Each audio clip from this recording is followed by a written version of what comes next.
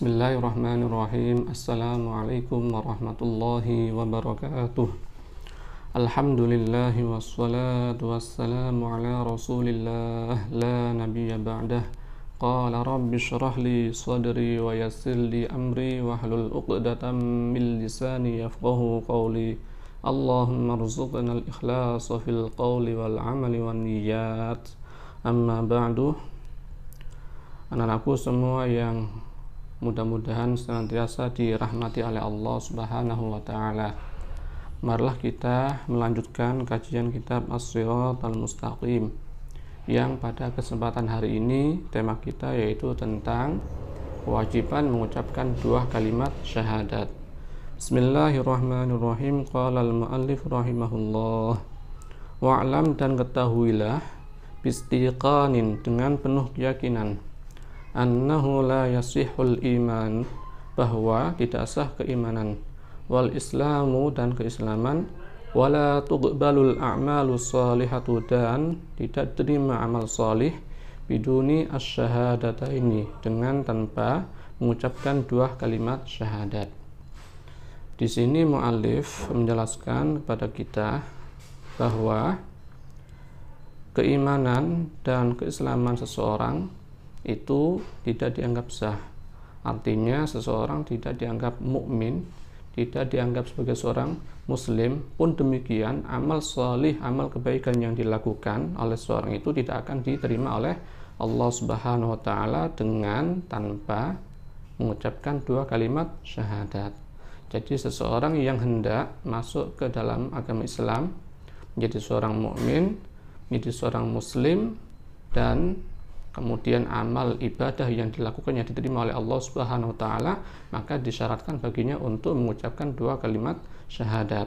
Bilafzi asyhadu an la ilaha illallah wa asyhadu anna muhammadar rasulullah, yaitu dengan menggunakan ungkapan asyhadu an la ilaha illallah wa asyhadu anna muhammadar rasulullah, au ma fi ma'nahuma, atau ungkapan-ungkapan lain yang semakna dengan dua kalimat syahadat, walau bi ghairil lughatil arabiyyati, meskipun dengan selain bahasa Arab.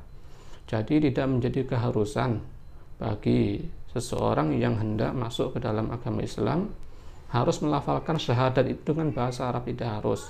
Bisa juga dia mengucapkan dua kalimat syahadat dengan ungkapan-ungkapan lain yang semakna dengan dua kalimat syahadat.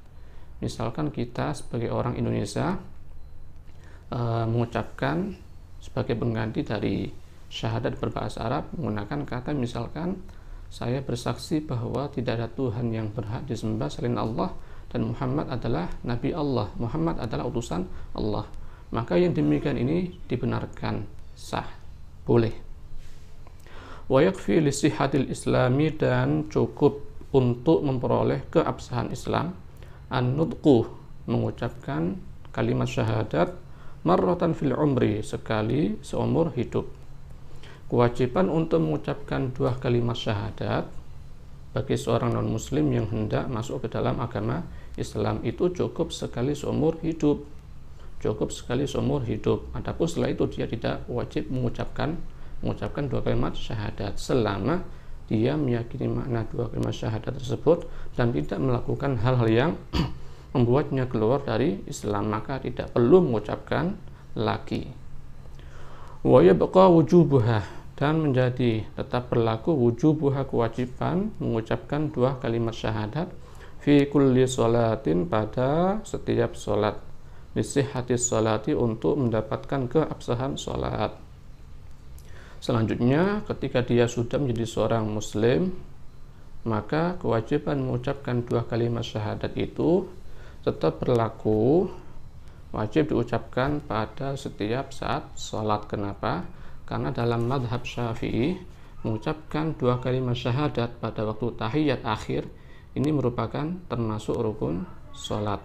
Jadi rukun sholat diantaranya adalah membaca tahiyat akhir, yang di dalamnya termasuk diantaranya adalah ungkapan tasyahud asyhadu an la ilaha illallah wa asyhadu anna muhammadar rasulullah. Jadi menurut mazhab Syafi'i, orang yang sholat kemudian tidak membaca tasyahud tasyahud, baca syahadat pada waktu tahiyat akhir, maka sholatnya tidak sah, sehingga wajib diucapkan. Ini menurut mazhab Syafi'i. Adapun kalau menurut mazhab Maliki, menurut salah satu qaul dari mazhab Maliki, mengucapkan 2 kalimat syahadat pada waktu sholat itu bukan termasuk rukun, bukan kewajiban, tetapi adalah sesuatu yang sunnah muakkadah, sesuatu yang dianjurkan. Artinya kalau ditinggalkan maka sholatnya tetap sah, tidak wajib. Dalam mazhab Maliki, kewajiban mengucapkan 2 kalimat syahadat itu cukup 1 kali seumur hidup setelah dia masuki usia balik, usia dewasa. Hada fi man kana ala ghairil Islam. Kewajiban mengucapkan 2 kalimat syahadat sekali seumur hidup itu berlaku bagi seseorang yang non muslim. Tsumma arada dukhula fil Islam, kemudian dia hendak masuk ke dalam agama Islam. Wa amma man nasya'ah, dan adapun orang yang tumbuh besar alal islami, menurut Islam, wa kana ya'taqidu asy-syahadataini, dan dia meyakini makna 2 kalimat syahadat, fala yushtaratu fi haqqihi, maka tidak disyaratkan baginya an-nutqu bihima, mengucapkan 2 kalimat syahadat, bal huwa muslimun, dan dia tetap dihukumi muslim law lam yantiq, meskipun dia tidak mengucapkan 2 kalimat syahadat. Di sini mu'allif menjelaskan bahwa seseorang yang terlahir dari ayah ibu yang muslim, dididik dengan pendidikan Islam, dididik secara Islam, dan dia meyakini makna 2 kalimat syahadat, maka seorang anak yang demikian atau orang yang demikian ini, orang yang terlahir dari ayah ibu yang muslim, besar dengan tradisi-tradisi Islam, dan dia juga meyakini makna 2 kalimat syahadat, maka dia tidak diharuskan untuk mengucapkan 2 kalimat syahadat.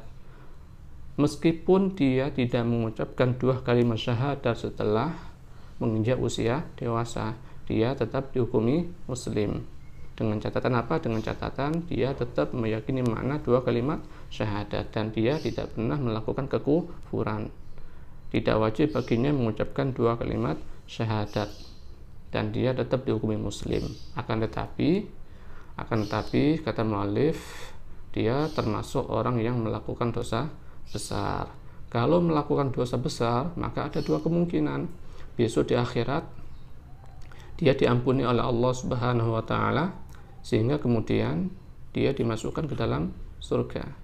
Kemungkinan kedua, dosa-dosanya tidak diampuni oleh Allah Subhanahu wa taala, sehingga dia disiksa oleh Allah di neraka selama batas waktu yang Allah kehendaki, baru kemudian dia dimasukkan oleh Allah ke dalam surga. Demikian anak-anakku semua terkait dengan hukum mengucapkan 2 kalimat syahadat.